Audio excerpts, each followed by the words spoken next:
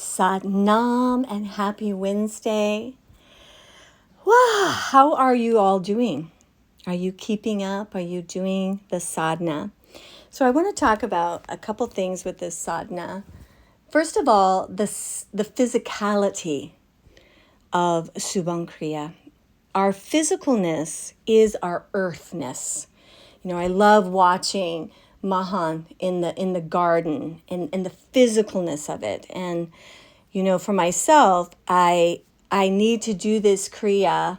You know, I don't really pop on Zoom because I do this Kriya like anywhere from 5 to 6:30 in the morning and then go on the trail. And my point is, and this is not nearly enough, the physicality. Our lives are so sedentary. You know, all the marketing and all the recording and everything I do, it's like sitting and often sitting, looking into a screen. So the whole experience is not real, and it takes away one of the greatest powers of us, and that is our human body. We are human. In Kundalini, we are referred to as human, animal, and divine. And the animal part, you know, is beautiful. I mean, there is such a natural wisdom to animals. You know, they don't take more than they need. They don't kill what they don't need to eat. They all have special skills. They constantly walk on the land. They sleep out in nature. There is so much we can learn from this. And it is part of the keys to our power. The other thing is we are, you know, doing Kundalini, and it at the core of what it is the yoga of awareness. And I just really want to, you know, there's a lot of new people, just hang in there. You know, what do you got to lose? Most of us do something like this because something's not quite right. I promise you, 40 days of doing this is going to deliver something amazing in you. And then it's tricky because, like, what do we do after the 40? And, you know, you've heard me say, keep going or find something else. My point is, you know, I have almost 20 years in of doing this, but it's never been consistent like it has been in the last 3 years. And it brings this awareness to me. And part of that awareness fundamentally is the awareness of what's really going on in our minds, my mind. So, you know, there is a misconception that we've kind of been fed, like that it's odd or it's strange or it's multi-personalities if you refer to all these different parts of you in your mind. But the truth is, that's exactly how the mind is. The mind has many rooms and many characters. It's multifaceted. So, like, there's about 3 different assholes in me, right? There's one that's very masculine. There's one that's a total bitch. And then there's this other one that's kind of like a baby. But then I also have the wise one.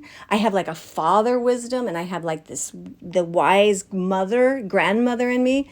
I have a savior in me, a protector. This is part of what you become aware of. And if we can not be alarmed by this and really be curious about these facets. There's so much to learn about these facets of ourselves, where they came from, what their purpose is.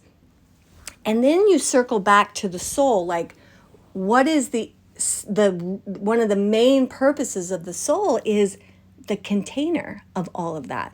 The soul actually, this is what the soul's good at, is making sense of all of you and organizing it into such a way that it generates a life that is beautiful and destroys the fears. The God code, G-O-D in Kundalini, generating, organizing, destroying. That is the soul's superpower, its capability. And its biggest gift to you is to organize who you are. There is nothing that isn't a part of you that isn't necessary, that has a part in your greatness. As the soul contains and organizes all that, I can use even the asshole part of me, in a productive way. Mostly now, I don't want to unleash that. Like, I don't want to verbalize that part to myself or to you, but I am curious about what it's getting angry about. And there's usually when my soul holds it in such a way, there's something there for me to learn. Often I learn that I am putting off things or I am stuffing things, and I have gone too far with that. So that other character of me, the people pleaser, the pacifier, has now ignited the asshole, right? But all of it's perfect because through the yoga of awareness, Kundalini yoga, I am able, my soul, and this is where the soul's different. It doesn't think about it. It just delivers. We not only become aware of our mind, we become aware of the soul. And here's the thing. The soul needs no direction from me. I am directed by it. The soul already has been human so many times. It completely knows how to organize the parts I've created in myself this lifetime. It's also super familiar because I have created these characters lifetime after lifetime. Maybe different circumstances created them, but the character itself is the same. This is part of your magic because as the soul contains this and organizes this, it highlights and brings forward some of the parts of you that have always been there, maybe more when you were a child. They've always been there, but because you were harboring too much anger, let me talk in the first person, because Marcia was harboring too much doubt, shame, anger, the magical child in me didn't really get to be as forefront and present. So I do Kundalini yoga. Besides its awareness, what does it also do? It polishes the ego. What does that mean, to polish the ego? The polishing comes through meditating on the Nam, the sound of mantra, the sound of your breath, the sound of the wind moving back and forth when you're waving your arms over your head, the sound of your thoughts, the sound of nature. It is all the Nam. This is polishing the ego. When we sunya, when we deeply listen, when we deeply sunya, we hear, we analyze, we feel, we become aware. The breath work, the physicality, the looking at the tip of the nose, the applying the locks and vibrating the pineal. People don't sit around doing this, but you do. And one of the things that I'm present to as somebody who does it every single day and sometimes twice a day and sometimes 3 times if I go to a class. And you may think, oh my God. Now here's the thing. I used to overwork so much, but I put my physicality, my physical spirituality above everything because I know it ignites my magic and I can accomplish what used to take me 7 hours in 3 if I do it right. Now, I know some of you see clients and so how would you be able to do that? I'm telling you, you will the soul can organize your life around anything if you're doing the right thing. And when I say right, I don't mean judging. It's when we make room for what has to come first so that we are the best version of you, I promise you, the God inside of you will take care of it. On every level. Money, energy, relationship, if you let the soul lead and organize your life right, you'll be amazed at the synchronicity.